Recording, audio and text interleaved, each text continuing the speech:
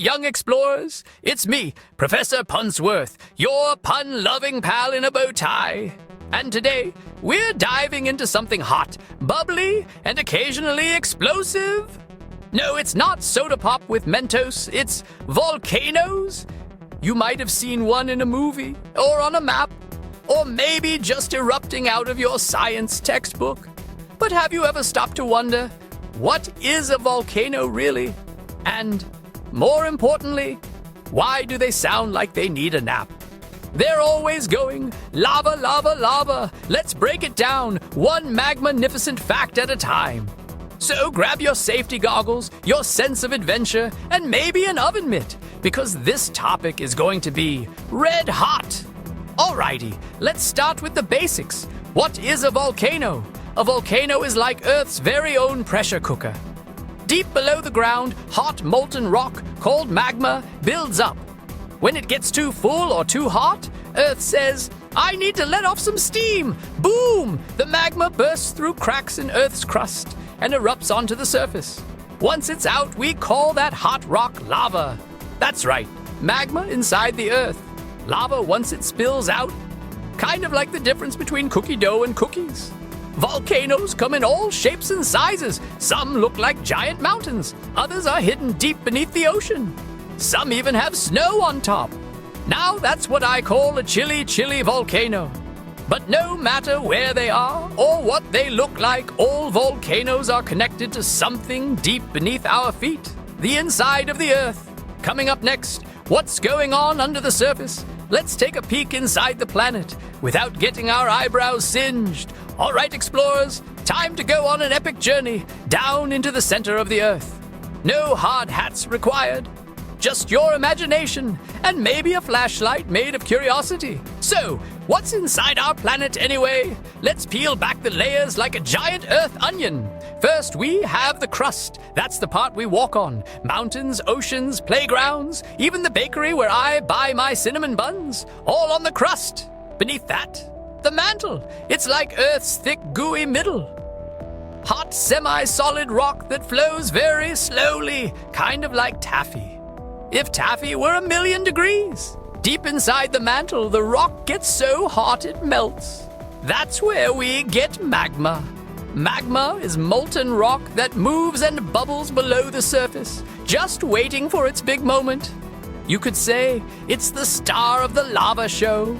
Go even deeper, and we reach the outer core, made of liquid metals like iron and nickel. Hotter than a pizza oven and always swirling. And in the very center, the inner core. It's solid metal. Under so much pressure, it stays squished into a ball. But let's zoom back up to the crust, where all the erupting action begins. You see, Earth's crust isn't one solid piece. It's actually made of huge puzzle pieces called tectonic plates. And these plates are always on the move, sliding, crashing, bumping into each other. It's like a really, really slow bumper car ride. When plates move apart, magma rises up to fill the space.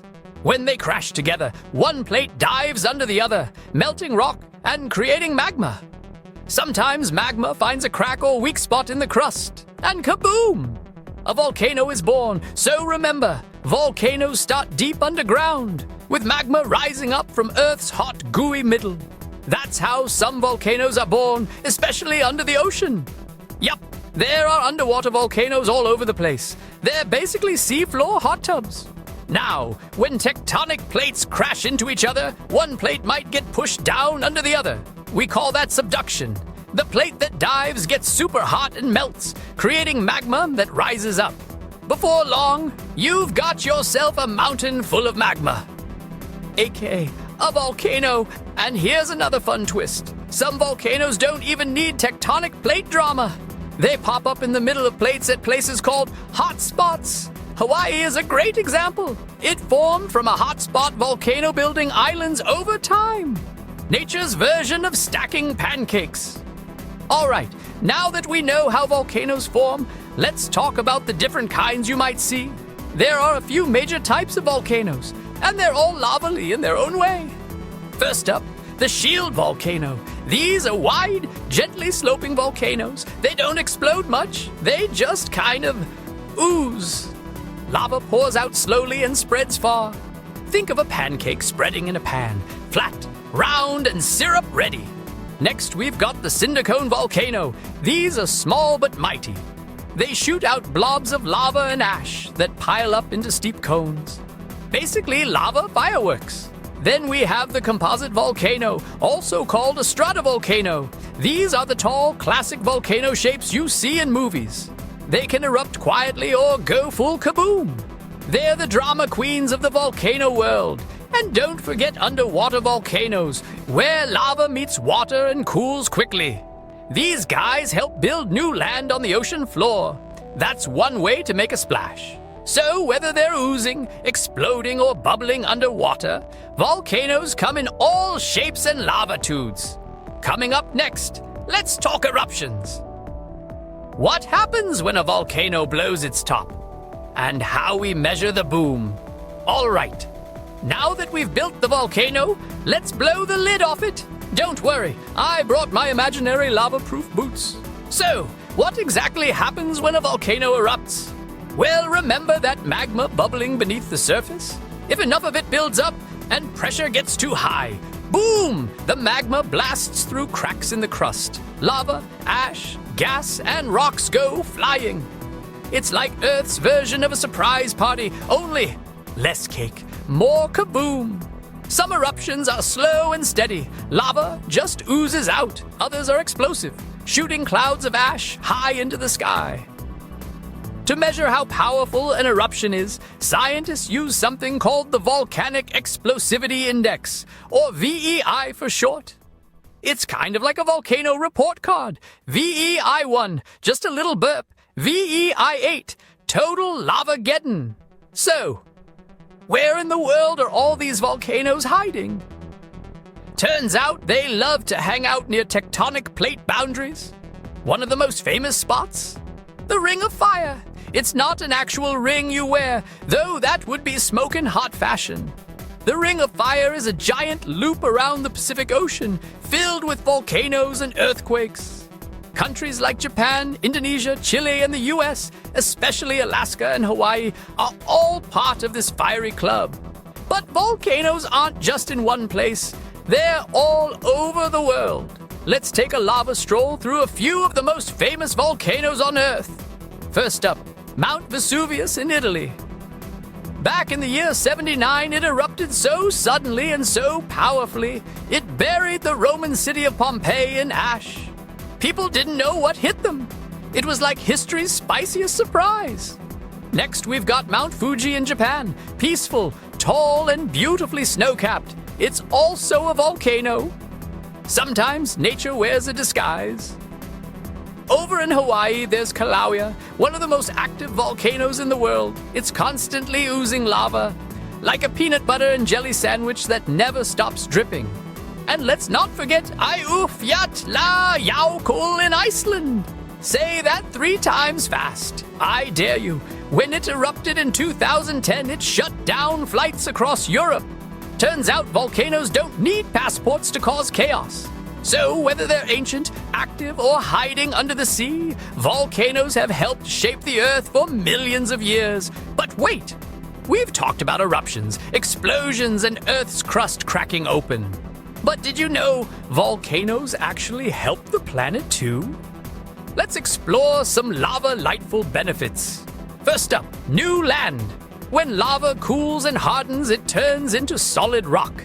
That rock builds up, and over time, voila! Islands are born. Hawaii, for example, was created by volcanoes, a tropical paradise with a lava past. Second, fertile soil. When volcanic ash breaks down, it adds minerals to the soil that plants absolutely love. Farms near volcanoes often grow super healthy crops. That's right. Volcanoes help feed the world. Lava toast, anyone? Third, geothermal energy. The heat from underground magma can be used to make electricity. Iceland gets much of its power this way. It's hot stuff, in the eco-friendly sense. So remember, volcanoes aren't just nature's firecrackers. They help make land, grow food, and power our lives. Let's do a quick recap with our volcano checklist. What makes a volcano? Magma below the surface. A vent or crack to erupt from lava, ash, and gas. A location often near tectonic plates or hotspots. A dramatic personality, because volcanoes are never boring. Now, time for a quick quiz. Let's see if your brain is hotter than a lava lamp. Question 1. What do we call melted rock below the Earth's surface? Is it A, lava, B, magma, or C, marshmallow fluff? If you said B, magma, you're on fire. Question 2. Which type of volcano is flat and wide with slow lava flow? A, cinder cone, B, shield volcano, or C, volcano hat?